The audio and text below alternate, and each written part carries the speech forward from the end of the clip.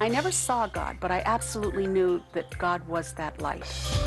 Never before in the history of mankind have you seen so many troubled spots in the world. The thing that will trigger Armageddon is already fermenting. From the boundaries of the universe to the depth of your soul. Embark on a journey through the unknown and unexplained as we explore mysteries, magic, and miracles.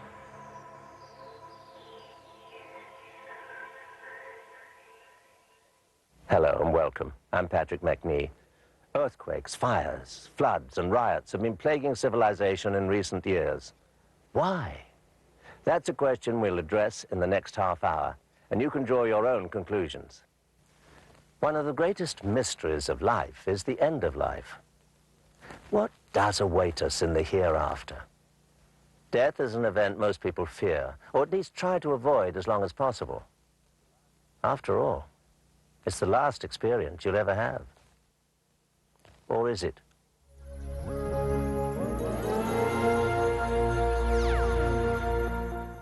We shot right into the bright light. We had no black tunnel. It was not a, it was just a very loving, loving experience. I mean, it was the most positive experience of my entire life. But I knew I had work to do here. You never forget it. It's a reality that's separate from here. And you are finally you. You are not bolted, halted, you're not weighed down with the personality. You're more complete. And then my son and I went over to a curb and we sat down and we started talking about it. I mean, we knew each other was there in it, and we just felt each other's feelings. It was hard to describe it. We felt the being's feelings, we felt our feelings. It was just like we were all there together. With continuing advancements in medicine, it's no longer unusual for people to be brought back from death's door. To learn more about this miracle, reporter Susan O'Leary spoke with Diane Morrissey, president of the Southern California International Association of Near-Death Studies. Diane, first of all, for everyone knows a little bit, but tell us, what is a near-death experience? A near-death experience is when someone's physical body comes close to death. And many are straight line, the heart stops sometimes. They can go into cardiac arrest or coma or have a trauma situation to the body. But a near-death experience basically is when the physical body comes close to death. What all does the association do? Well, the International Association for Near-Death Studies was started by Moody and Ring and Grayson many years ago, and it was developed as a support group to help people who've had near-death experience. And now they're estimating that there's probably about 13 million near-death experiencers just in the United States alone.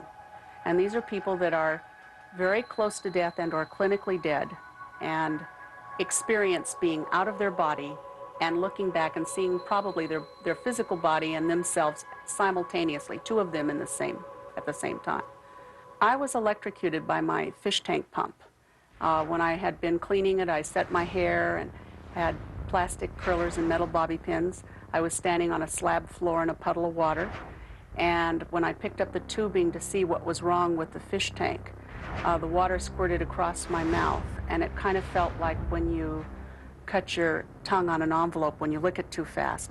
And when I screamed, the water rushed into my mouth and touched me on the inside of my left lip. And I felt pulled to sleep against my will. And the very first thing I did is I saw through the hallway walls, and I went and called for help. And when I went to go to the kitchen to pick up the telephone, my hand went through the receiver. And that just kind of scared me. I thought, this can't happen. And my experience was a little different in that I went through the tunnel many times back and forth. I'd come back and watch what was happening here in the house, and then I'd go through the tunnel again. And every time I did, I kind of felt like somebody was there waiting for me. And when she got close enough to me, when I finally realized it was a woman about 100 yards away, she was glowing all around her. She was dressed in white. She stood next to me, and she extended her hand out like this and said, "Look there." And when I turned my head, I watched me come out of my mother's womb, and every thought, word, and deed I did for 28 years. Not 1 second of my life was missing. And I relived every emotion I'd ever felt while I was alive. She began to ask me questions about what I wanted to do. I absolutely knew that in the experience that I had a choice. I absolutely knew I could stay dead or come back. When I left the woman, I went through several other tunnels, and I came out to a place, and I absolutely knew it was heaven. And it isn't anything that I was taught as a Catholic. It was so much better than any priest or nun had ever described. It couldn't come close. And I knew if I left this wonderful place, this glorious lighted place that felt like heaven, that if I left this place and walked into the light that I saw like coming from a pinprick on the wall, and it was coming through like stretching rubber bands of light. If I left where I was and walked into that other dimension, I absolutely felt I couldn't come back. I suddenly ended up back in the place with a woman, and she asked me things, billions of questions. And I knew I had the opportunity to go into this place where all this love was. I could feel it. I knew I could do that. And when I was in that dimension, that place, wherever it was, and it was like I knew God made it. And I never saw God, but I absolutely knew that God was that light. I absolutely knew that. And the entire dimension, everything that I saw was alive. And I knew that nothing ever dies. It just changes. I knew that we never die. And so I wasn't afraid to go into the light. I wanted it desperately. And yet I still wanted to touch something. And as that conflict got stronger in me, I ended up back with a woman. She'd asked me more questions. And then I went through the tunnel several times. And before I entered my body, I'm at the ceiling looking down. And I saw my body below me. And I know I'm dead. And I looked down and I said, how sad she's done so very little. And coming from a place, I'd been a professional clarinetist for 20 years, and just classical clarinetist was very important in my life. I was an office manager of a very prestigious construction firm downtown LA. My life was filled with wonderful things. And so it was, I think, my lack of ability before I died to really get close to people. My whole life changed because of this experience. And I mean, we spend our lives doing our job and thinking, well, what's the point of this? And this doesn't happen. Everything is connected to everything. Everything we do, everything we speak, everything we say is so important. I never felt that way before I died. The phrase Age of Aquarius became popular in the 1960s during a period of great social change and spiritual exploration. Astrologers claimed that the convergence of the Sun, Moon, and key planets in Aquarius on February the 5th, 1962, would accelerate the progress to this era. It is predicted to last until 2160 and is characterized by enlightenment, brotherly peace, and closeness to God.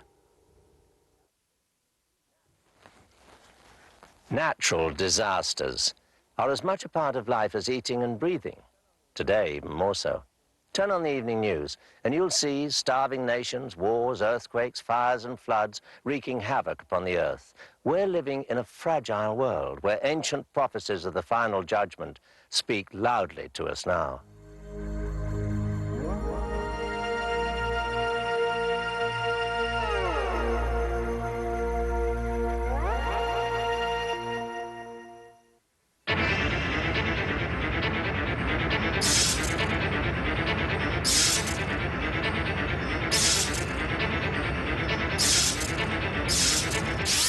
One such display of deadly force occurred here in Northridge, California, just north of Los Angeles. At 4:31 a.m., an earthquake measuring 6.8 leveled a great portion of the San Fernando Valley, caused over $1 billion in damage, and took many lives. It is by far the single worst disaster to strike us in recent years.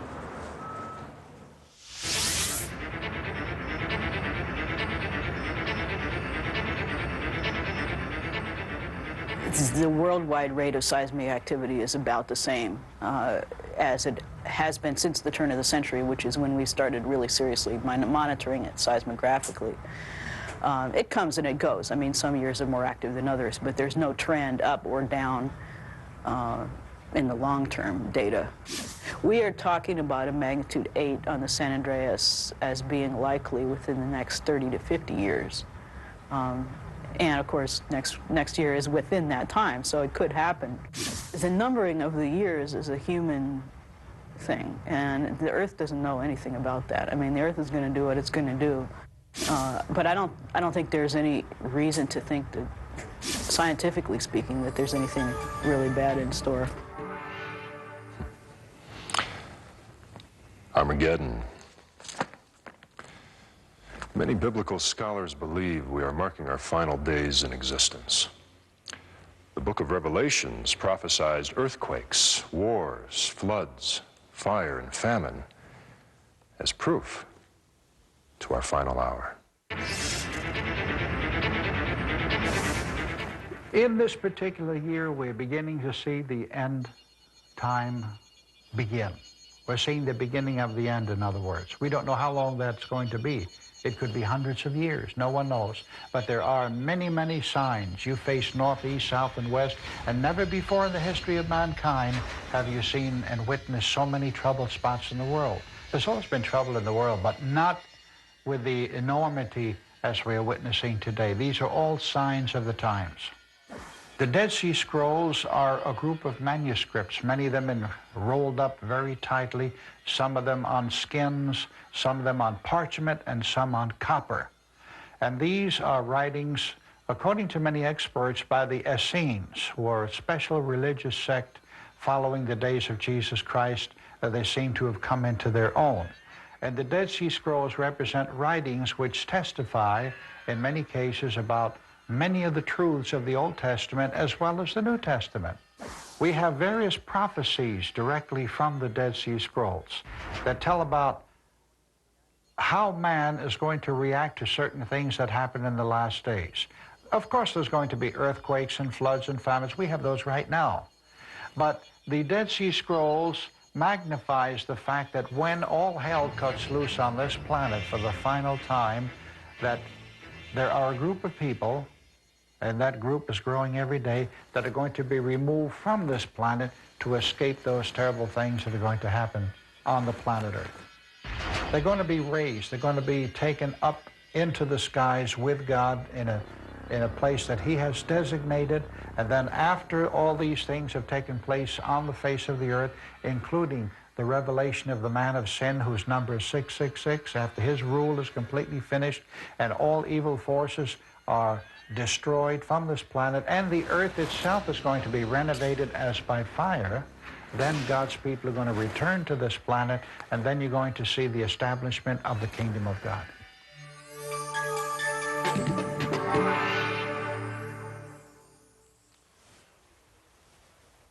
Whether you believe in the scientific evaluation of a normal, changing world, or the divine intervention ending human life as we know it, a few things are for sure. Crime is rampant, people are hungry, and nations are falling apart. The fact that we as humans that have lost touch with each other, that's the real tragedy. There are many theories about the date and events leading up to Armageddon. Some believe the end is near and that the chosen ones will ascend to heaven. Others claim that UFOs will escort the chosen few to a new world in a different galaxy. It would be a fantastic conclusion and perhaps a new beginning.